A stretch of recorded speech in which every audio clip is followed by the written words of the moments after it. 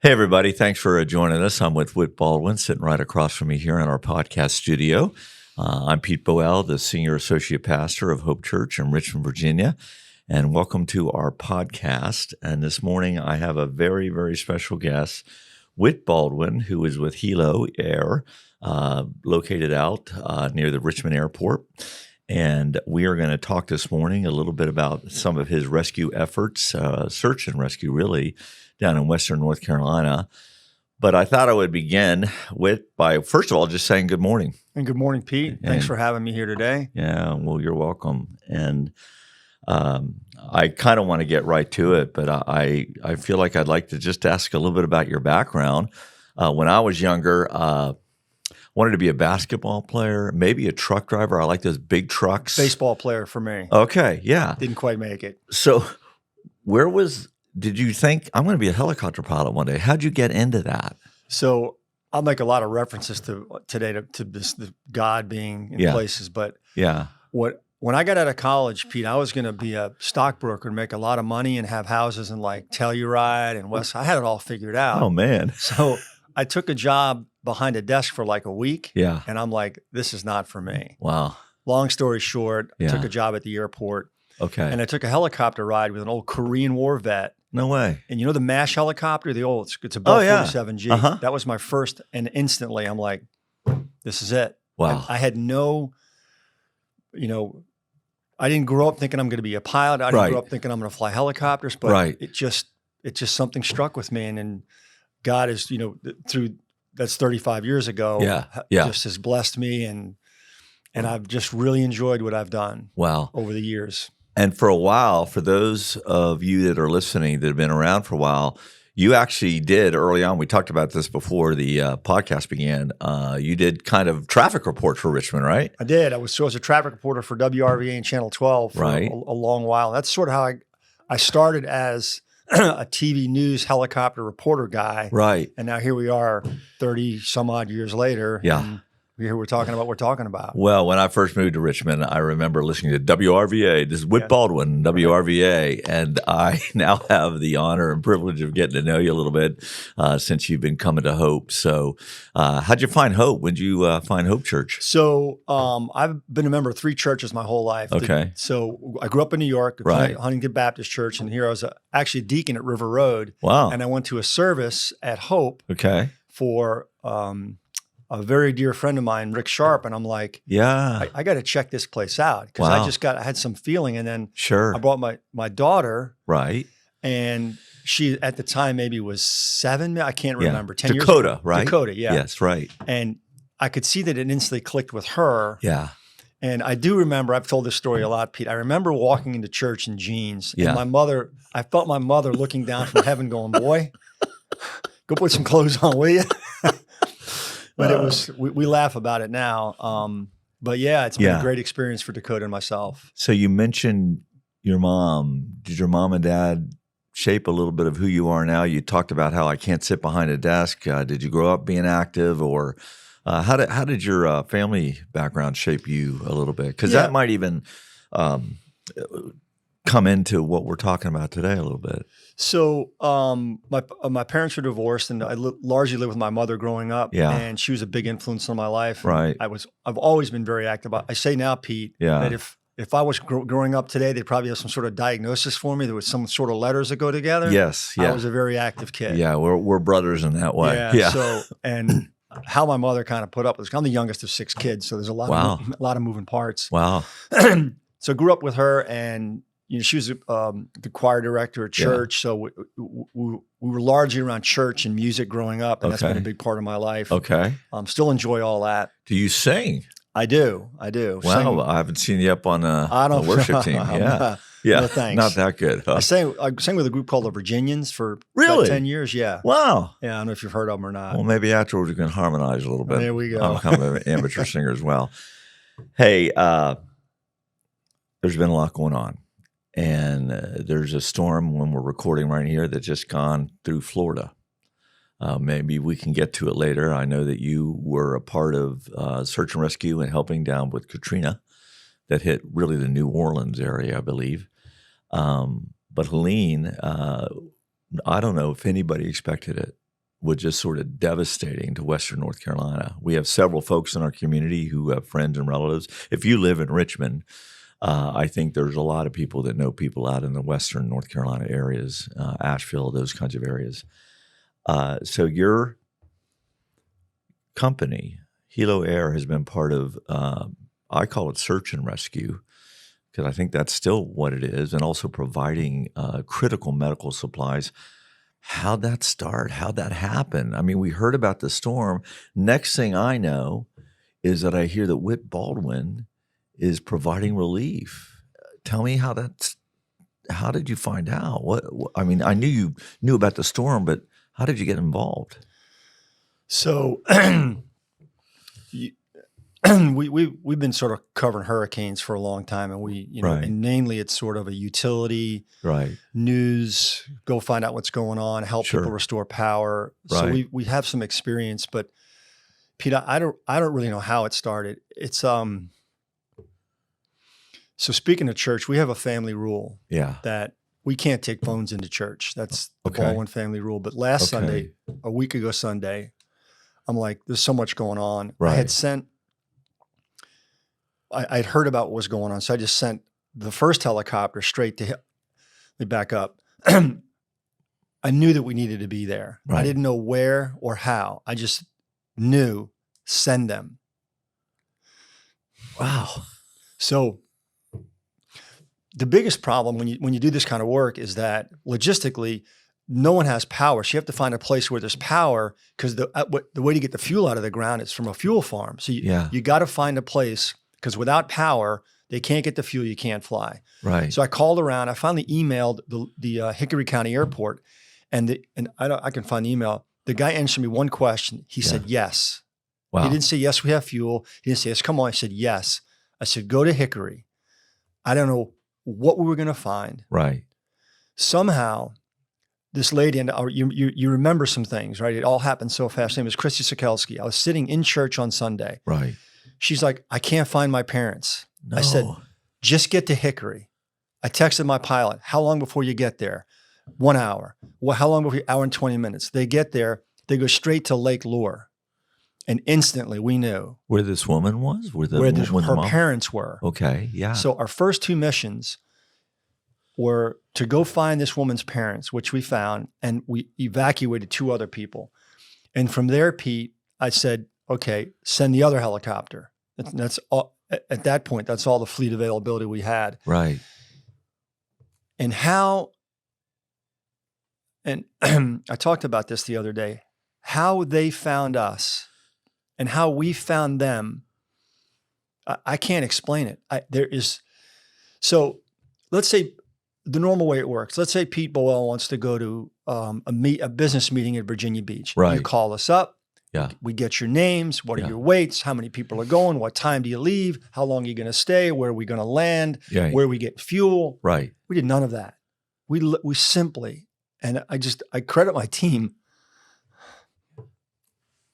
Take your time. We just went. Yeah. And the phone started ringing. And then the end of the first day, I got that text, which still makes me.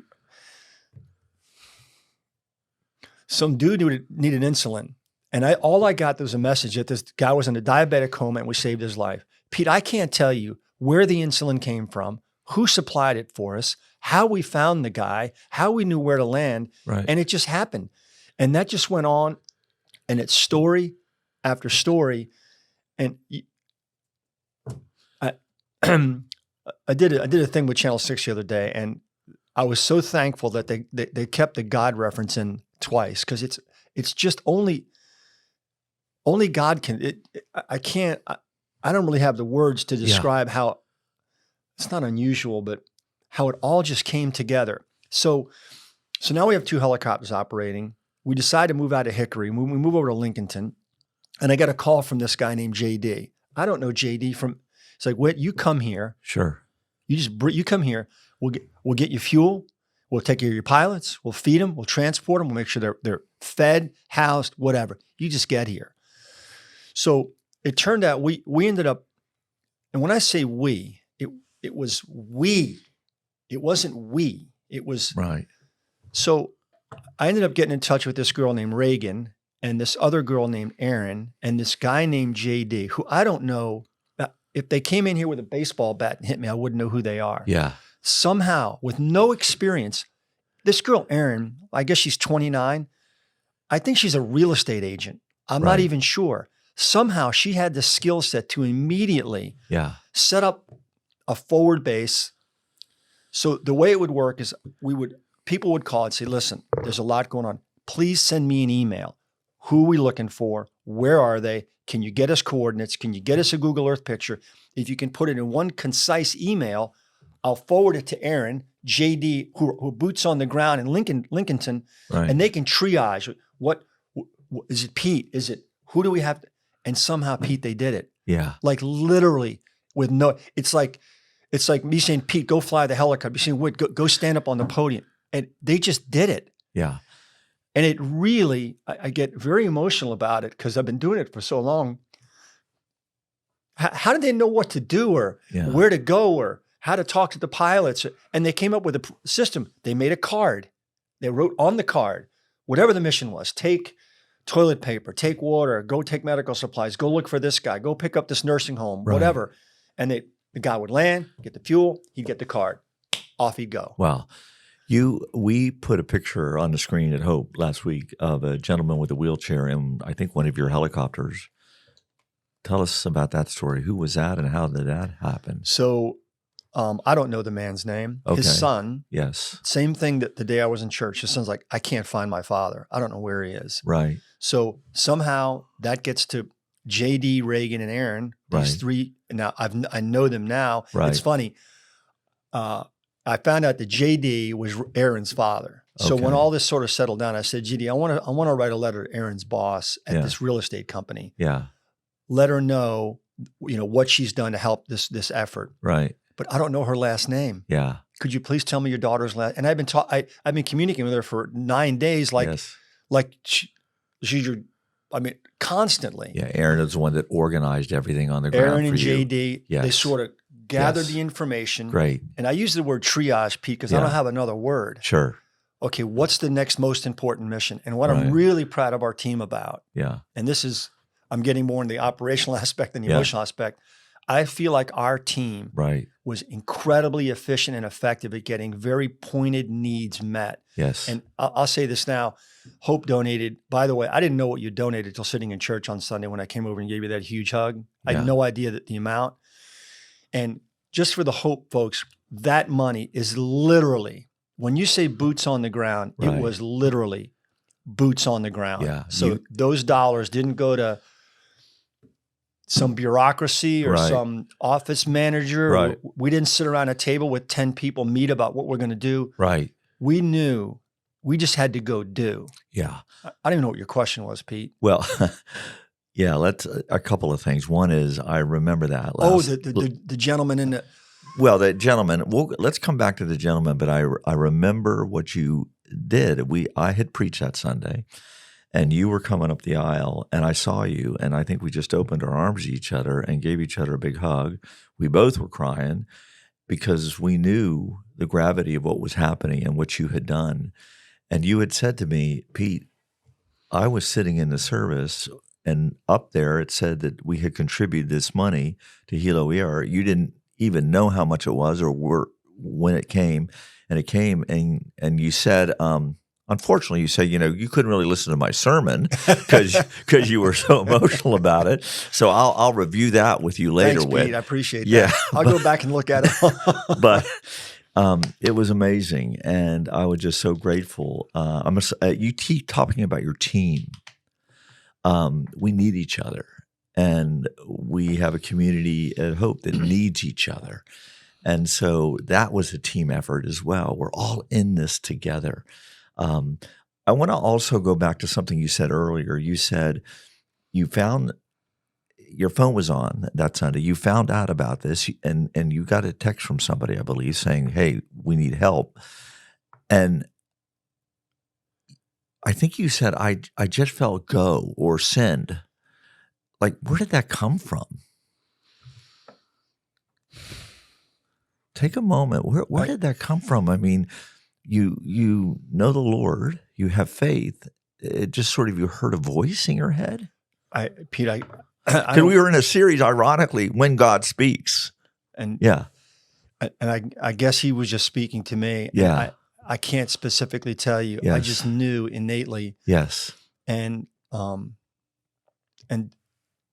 week before, well, actually during, and I'm making sure David was talking about gifts. Yes. 2 weeks ago. Okay. If I recall the sermon correctly. Okay. And again, I was on the phone, which is a huge no-no for the Baldwin clan. Sure. And I thought about, and I launched the helicopter. I decided Saturday night, I kept saying Saturday, we launched Sunday morning at daybreak. Right. Or there, it all kind of runs together. And I just, I thought we have to go there. And initially, let me back up. Saturday, I got a phone call from a guy who was a lawyer in Miami. It's all coming kind of back together. Yeah. He's like, I think he was in Banner Elk. There's so many. Right. And he's like, can you come get me? I'm like, well, where are you? Yeah. And he's like, well, here I am. I'm like, yeah, this is, we'll pick you up. We'll cost you $8,000 and we'll come get you and take you to where, well, we need to get to Raleigh. I'm like, okay, whatever. And then that sort of started like, why is someone calling me what the hell, what's going on here? Yeah. And then and at that point, Pete, I didn't really know the severity of what our team was going to see. And we've seen some very difficult damage up front, personal, because it's kind of what we've done. And something was like, Whit, we just need to go. Yeah. And I literally, when I made the decision, Pete, I didn't know where we were going. I had no idea where. So this guy called you just for a business transport. Correct. To come to Raleigh. So you get to Raleigh. No, to pick him up in Banner Elk. Oh, okay. Pick him up. To take him to Raleigh because he had a business meeting on Monday he wanted to get to. So you're then in North Carolina. We weren't there yet. Right. Okay. At this point, I had a helicopter in South Carolina, one here in Richmond. Right. At this point. Yeah. So I'm just trying to keep it all together. Maybe they were both in South Carolina. Anyway, I launched the South Carolina one.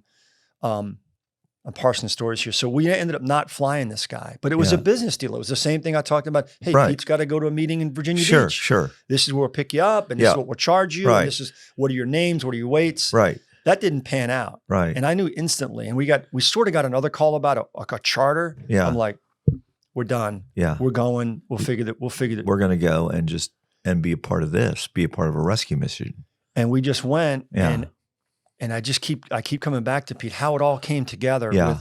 There was no planning. Right. There was no, what's your role? Yeah. What are you going to do? What exactly is the process? Right. What procedures are in place? Yeah. Yeah. Partly it may be because this was God's plan and not ours. And he laid something on your heart. You start these missions and you mentioned, I think you said you had helped with Katrina. How does this compare, what you saw? So I tell this story, Pete. I was in Katrina personally for 2 weeks. Okay. And Katrina was a devastating storm. Right. But what I think the fundamental difference is after, a lot, I'm not comparing to Zad, whatever, but after Katrina, you could get help to people. Yes. Like the I-10 bridge across Lake Pontchartrain was essentially gone. Yes. But you could come around to the west and get to people. Right. You could, there were a little bit more of a flat terrain. Terrain. Yeah. The water goes away. Right.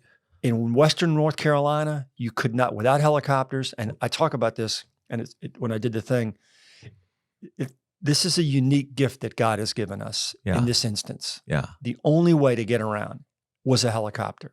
Right. When I say the roads are washed away, you've seen the pictures.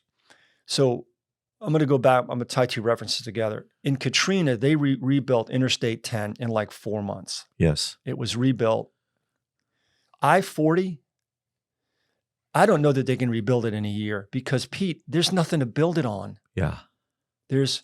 And we've all driven the roads of West Virginia. Right.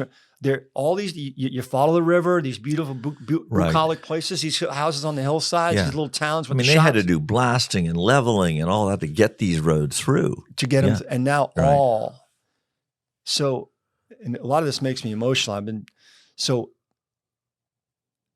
I don't know anyway, back to the God's gift that He has given us is that, okay, we have the capability, the knowledge, the tools. Let's utilize them to glorify Him, to do what His work.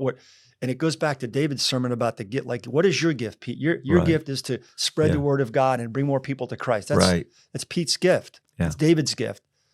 Our gift, I'm not that good at that. I mean, I like to think I'm a soldier for Christ, but I can't do what you and did. But we can go help these people with this as our gift.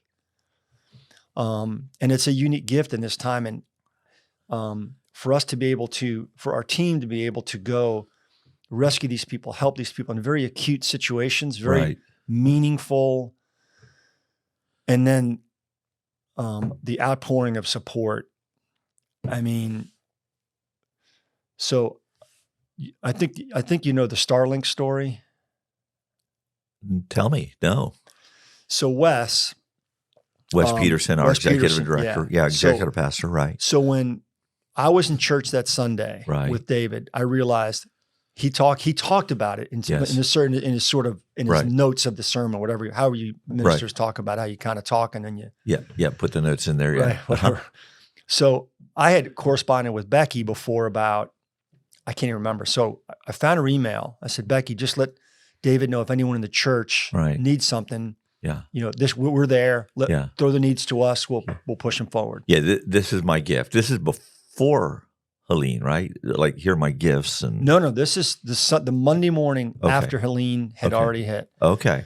So then you typed an email to Becky and said, if there's any way I can help. Right. So if then any of the Hope family community needs help, we're there. Right. Let me know. Okay. Because I think the first person got in touch with me that really needed this lady, Christy Sikelski. Right. I think someone sent me a Facebook post that said, Whit, this lady needs help, or something. Like it was a Facebook or a message. Yes. So I just called her. Yeah. I'm an action guy. Yeah. And she's like, who are you? I'm like, I'm a helicopter guy. What do you need? Yeah. We don't know if our parents are alive on Lake Lure. Can you take us there? Yeah.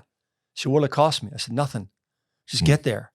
And that was at first sort of, anyway, then I got hooked up with, back to the Starlings story, I got hooked up with Wes. Wes called me and said, hey, Whit, we do a lot of work with Samaritans Purse. And it's Franklin Graham's group. I'm like, I'll hook you guys up. So I talked to this guy named Aaron, Aaron, earlier in the week. Yes. Turns out they went one way, we went another. Right. And by the way, Pete, thanks for acknowledging whatever, but there are hundreds of people in the space of helicopters that helped. Yes. I'm one of a large army for Christ. I'm just one soldier, if you will. Right. So Wes and I got hooked up with Samaritans Purse. So we ended up 3 or 4 days, nothing. They went to Boone, I think. We were in Lincolnton and Avery. We ended up over at Boone. Well, every morning and afternoon, every morning and evening, I'd talk to the team. Okay, what do we need? Where are we going? What's up? Because I didn't know where, I didn't know literally where we were each and every moment. Right. So, and I would go through, what's the needs list? What do you need from us? What can we do? Right. So Saturday morning, they said the needs are Starlings for communication because no one can communicate. Okay. And generators. Okay. Now, we by rule can't carry gasoline in the helicopter, so generators are sort of out for us. Right. I said, Starlings. Okay. So to say I'm not an IT guy, Pete, would be a very large understatement. Right. You can fly helicopters, but you can't figure out Google. No. I cannot. So the need was Starlink. So I tried to poke around, call who I knew. Right. Can we start? And I just get dead end after dead end after dead end. 5 p.m. I'm sitting on my back porch on my phone doing whatever. And I get a call that says, Samaritans Purse.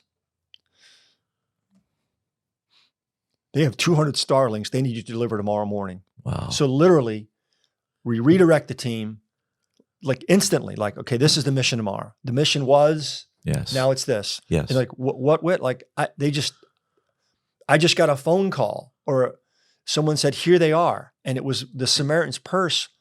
And did they get it from Elon Musk? I have no idea where they came from. Right. Because Starlink is a system in which they can, you can get basically cell phone signal and such by satellite. And so they were delivering these devices in order to connect to the satellite. And from what I understand, that you got get a service and subscription and everything. That was all given as well. If you just gave it to them, yes, instant communication. Yes. And we spent literally while you were preaching, Pete. Yeah. We were out. Now, if you say where were we? Where did we deliver them? Yeah. Banner Elk, Burnsville. I have no idea. Everywhere. And back to the gift of the helicopter, one of the sad things that benefited us is there was no traffic. So I have pictures of us landing on roads everywhere. Yes. Because cars couldn't go. Yeah. So we were able to precisely, okay, who needs what? Right. Boy, God's sovereignty in all of this. I mean, providing and then you just saying, where next, Lord? You know, you said something earlier a minute ago in the conversation that all of a sudden made me a little bit emotional. This woman called you and said, I don't know where our parents are. And she said, what's it going to cost me? And you said, nothing. It's like our Lord, isn't it? I mean, he wants to offer us life and rescue. What's it going to cost you? Nothing. Because it cost my son everything.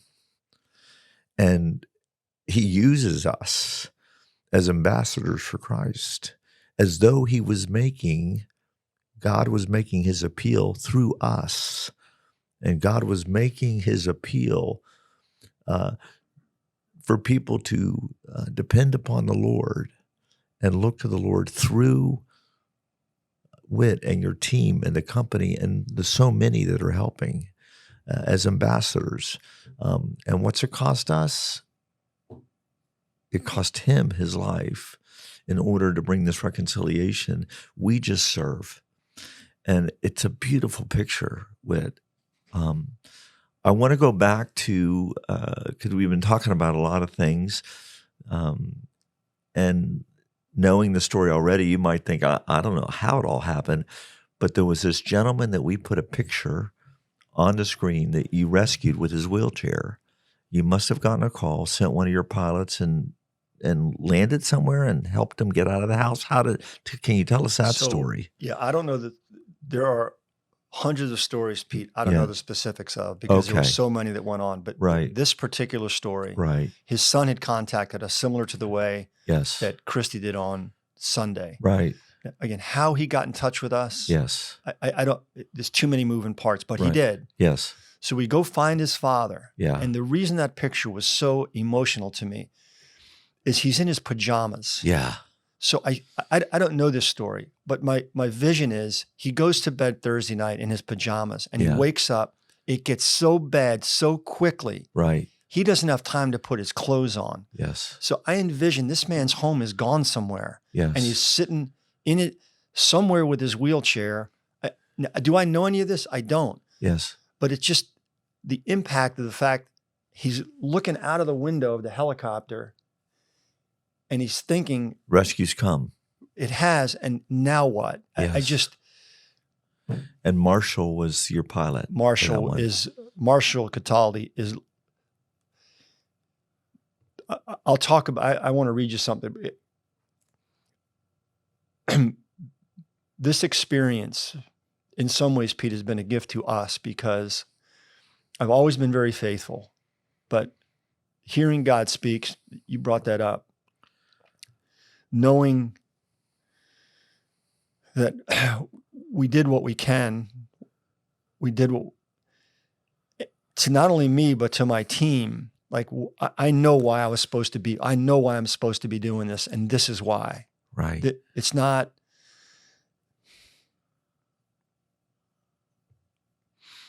And Marshall and Andrew,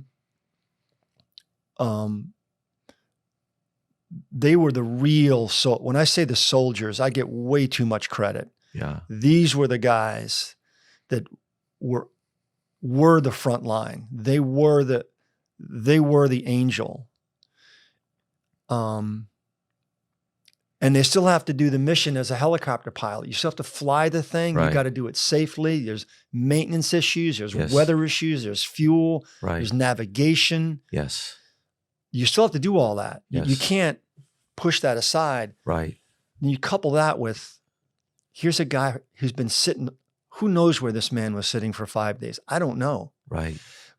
Marshall, he picked up people on, and their days run together, Monday. And while he was flying them out, he said, well, this is what they told me. They were in their home. They saw a, quote, tidal wave of water. And all they could do was scramble up the hill. And they've been in their neighbor's house and they're running out of food. And they wanted it. And it all runs together like 8 days later. Yes. But I want to show you one more God Speaks story. Yeah. So last Saturday night, and these are the ones that I said, okay, we delivered the Starlink. It was Sunday night. No. Saturday morning, the Starlink request came. Saturday night, we had the Starlinks. Right. We delivered them Sunday morning. Yes. Saturday night, on the call about the Starlinks, I said, well, okay, what do we need now? I said, what people don't realize, it's getting cold up there. We need warm weather stuff. And I was out Sunday morning before church running, and I got a text from a girl named Sarah.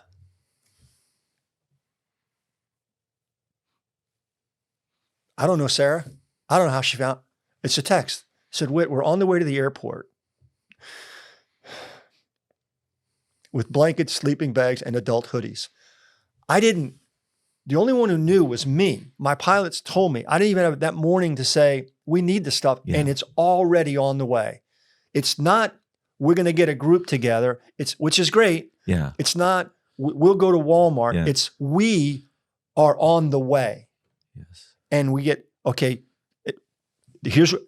at that point, we were at Avery Airport at this point. I was at Lincolnton, Avery, Hickory. Avery is, and how far from the disaster zone is Avery, where this base was? So what happened is, a great question, Pete. Logistically, you want to get as close as you can, right? But you still need the infrastructure to fly. Yes. You got to have fuel. Right. And not that everyone doesn't need a place to sleep. I'm not trying to, but your pilots need rest. Right.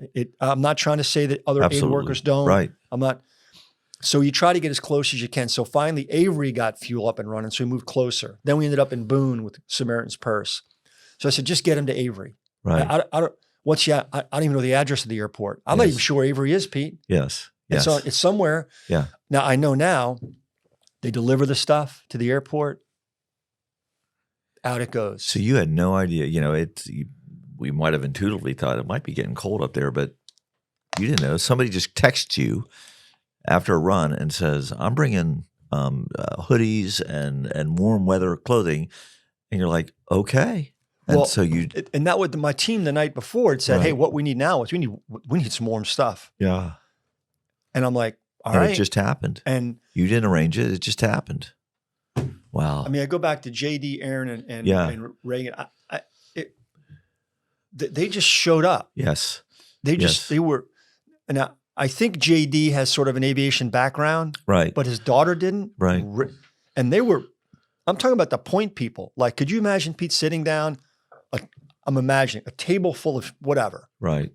All right, what's next? Where are we going next? What are we doing? So I'm going to segue to. Yeah, I want you to read what you said. You brought something to read. I'll tell you. I got 1,000 stories. So yeah, I've already shared with you. I'm the youngest of 6 kids. Okay. Yes. My oldest brother's oldest son. Okay. Can you imagine we're very close in age. Right. So he's 10 years younger than me. Right. His name is Jeremiah. Okay. Named after Jeremiah in the Bible, ironically. Right. So he took the Air Force route. He was a B-52 pilot, and he became a colonel. And Jeremiah, to me, he's just my dopey nephew, like all our nephews are when they're going to bothering. Right. But a great human being. So Jeremiah's like, hey, man, how can I help? I said, well, it's getting now operationally, there's a lot of moving parts now. Some military's moving in. Right. Sadly, some special ops guys are there. Maybe you could go to Avery and sort of just go be Jeremiah. Yeah. So he's a retired colonel, and he's a very humble guy. But his last command, he was the commanding officer off at Air Force Base in Nebraska with the 747th. I mean, the real deal, like $1 billion budget kind of thing. Right. He was the CO. So I sent him down there. And he's like, whatever you need, Whit. And he was there for 2.5 days. And we had this long talk. And I said, Jeremiah, I want you to write down what you just said to me because I don't want to get it wrong. Right. So this is what I want to read to you from my nephew, who was on the ground, 2.5 days. He says, I was a servant leader during multiple commands in the United States Air Force. I have 4 operational deployments and commanded during multiple crises and the flooding of my missions facility as the operations commander. Offutt flooded when he was there. Right. I was responsible for critical missions with top-notch people. We made a difference for all Americans. However, nothing in my past career compares to serving in this effort. Impact people and endless, impossible miracles. Being the servant leader of this team is incredible and has bolstered my hope for the citizens of this country. I am overwhelmed by both the generosity of my fellow citizens and appreciation by those in need. While I have no command authority in this leadership role, the ability to serve as the leader of these incredible people, making the difference in this significant event, has exceeded all my expectations. I am humbled and encouraged. God is calling the shots, not me. Wow. Wow. Jesus said, I have not come to be served, but to serve and to give my life as a ransom for many. When it's obvious that you have been very moved by this whole thing and that God has been working in very mysterious ways to provide and to care, you're still right in the middle of it in many ways. But as you go to sleep at night, as you get up in the morning, as you take a run, has God been laying anything on your heart? What has this done in your life? Listen, I go up and down sometimes in my faith. Sometimes I'll share faith is getting up tomorrow and doing another day. It's another way of saying, I'm not feeling it, but I'm going to be faithful. Just to be honest, where were you coming into this? And has this, in a sense, reaccelerated your faith again? So I've already shared, Pete, this experience, and it almost sounds selfish in a way, has very much deepened my faith. Yes. And David, a couple of weeks ago, when they run together, talked about God doesn't speak in tenses, right? Yes. We're always remorseful of the past or regretful, and we're anxious about the future. And I work on, as we all do, like you just said, Pete, you work on, okay, let's just go today. Let's be present. Right. And the fact that we were able in the present has been very meaningful to me in my faith. Yes. And I used it, I didn't plan on using this word, but I talked about this unique gift that God has given us. And to be able to utilize that in a faithful, helpful way has been very moving to me. Right. And humbling. Yes. And has just,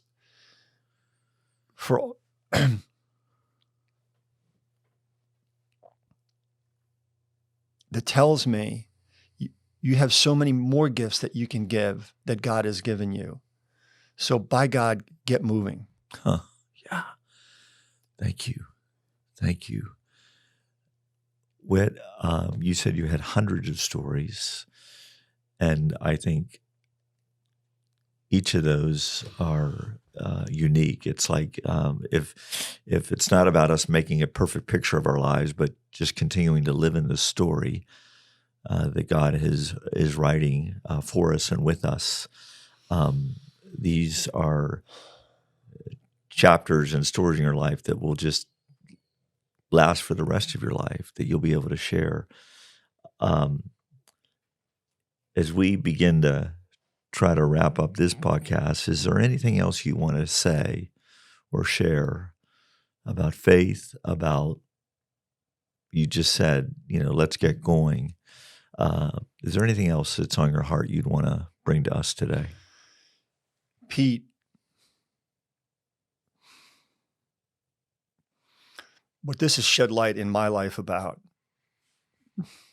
because we read and hear so many shitty things. Yeah.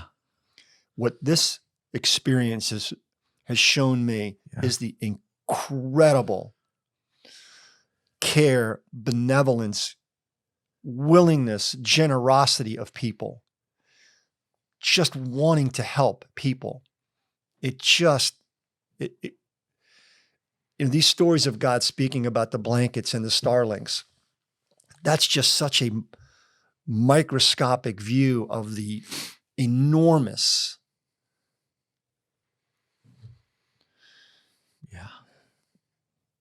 goodness in people, Pete. Yes. There's just selfless and willing and seeking nothing in return. Yeah. Just what is it? What's the, and if it's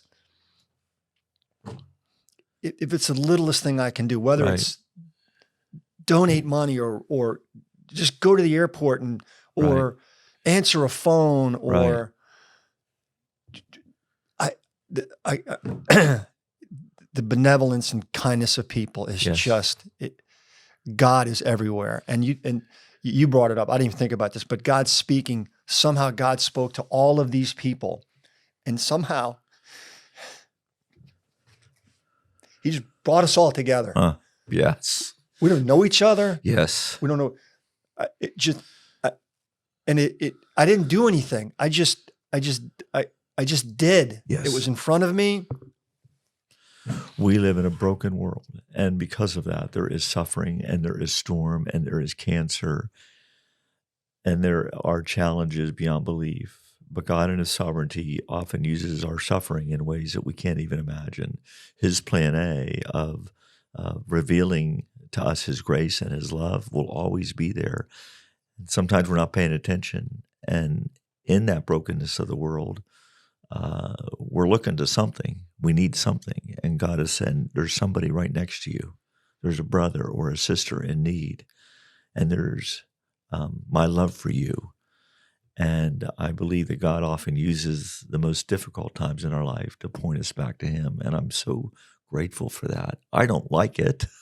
I don't like to suffer. I don't like to go through times of discouragement or depression. But where else am I going to go but to the God who's made me and who loves me? And, you're sitting across from me, Whit. We don't know each other deeply. We know each other, okay from being around Hope. But you're my brother. You're my brother in Christ. We weren't raised together, but you and I have something in common, our love for Jesus Christ and His love for others. And that will unite us like anything else. And so I'm so appreciative of this. A little bit of a side note. I know that you have a teenage daughter that's with you. Mm-hmm. Have you been able to stay in communication with her in the midst of this? Is she feeling some of this as well since everything you're doing? You said she's been serving a little bit at Hope, but how's Dakota doing? Is she realize what you've been doing? So, yeah, she does. Yeah. And, she understands because she's been around it forever, and she understands the complexities and whatever. Right. But also she goes, wow, Dad, that's pretty. But talking about how God speaks, and this happened, she had a volleyball game at Collegiate on Tuesday night. Okay. And I always get there really early because I'm Dad. I get there early because the JV team plays, and I can kind of visit with her while Do you yell?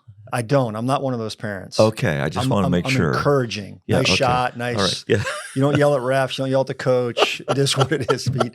They're all doing their best, right? Lord knows thinking mistakes we've made. Right. Right. If you want to know that list, pack a tent and a cot because we'll be here for a while. Yeah.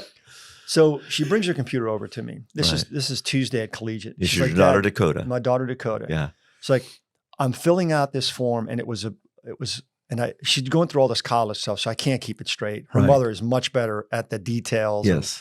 What do you need to get to what school? Right. Anyway, she's filling out this thing about her faith. Right.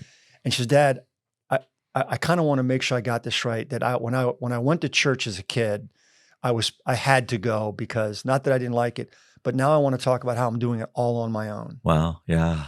And she reads me this paragraph and talks about now my faith. And she says in her words, and I'm paraphrasing, I can't remember Sure. My dad's not making me go to church. Yes. It's that I am now creating my own relationship with Christ, and here's its impact on my life. Wow. And it was one of those moments, Pete, where, and you have kids and grandkids, where I have nothing for you, sweetie. That's just perfect. Either God spoke That's just perfect. Yes. Now, is this part of that? Yes. You tell me, Pete. Yes. Wow. And this literally happened wait a minute. Today's Thursday, right? This happened Tuesday evening. This happened 40 hours ago. Wow. And she's her computer, and I'm there, and she's filling it out.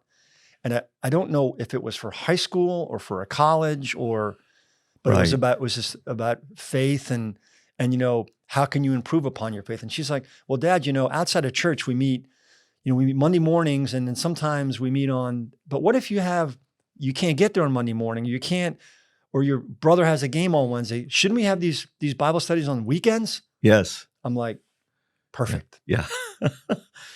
Sure. Yeah. Maybe. What a great joy. I mean, we know a lot of stories of children that are kind of trying to find their own way right now. I believe you raise a child in the way that they should go, and most of them are going to rebel against it. But one day they'll come back. Yeah, I mean, I don't know anything. Yeah, right. Dad, come on, man. That's right. Hey, well, this has made my week. This conversation with you, well, for such a time as this, the Lord has used you, and I know He will continue to use you in the future. And I know that this has not been, you said it's been at no cost, but I know it's cost the company something. Again, maybe we'll edit this out, but I know there's a disaster relief fund that you can fund at Hope Church for occasions like this where we can support people like you. I know you have started a GoFundMe account. Is that right? Is that still active? Can people give in that way? We're going to shut the GoFundMe down account today. Okay. All right. All right. But again, Pete, I mentioned it earlier, but Drew had called me. Yes. And Drew Paulette, right, our outreach director. Director said, hey, Whit, we had a meeting. We want to donate to your cause, whatever. Right. And he said, I said, just, send a check. I don't, whatever. Right. And I gave him the address. Yes. And then David had sent me a text about glad we can help, be part of the mission. And so that was it. I didn't hear anything. And I'm sitting in church on Sunday and Kyle's up there and he starts going on. And I was like, what just, I was just literally, yeah, because you didn't know. That's what you said. And then you didn't know the amount or anything. And then it came up on the screen. And I know you guys had reached out to us. And I knew that you wanted to contribute. And, and that's great. Yes. Every little bit helps. Yes. But when you told me the amount, and again, to emphasize, and I know that the church, we do a lot of good things for a lot of people. And I'm proud to be part of the church. Right. But just so everyone knows, this is literally that money, that every dollar went to that guy in the wheelchair in his pajamas with the wheelchair, to that insulin delivery, to to the Starlings, to I got goose pimples, to the warm blankets being delivered out of literally nowhere. Right. They came to the airport, they got in a helicopter, and they were on someone's back that night that was cold. Yes. Literally. Yes. Well, Whit, you said that you're proud to be a part of this community, and I want you to know we are proud of you. And may the Lord bless you and keep you, and make His face continue to shine upon you. Folks, thanks for listening in to this powerful podcast with Whit Baldwin, president of HeloAir, who was very much a part of rescue and searching and providing in Western North Carolina. I'm Pete Bowell, senior associate pastor. If you want to reach out to us or get to know us more, you can reach us through the web at hopechurchrva.com. And we are meeting again this Sunday at 8 o'clock, 9:30, and 11:15. So God bless you all out there, and thanks for listening. Thanks for having me, Pete. Okay, brother.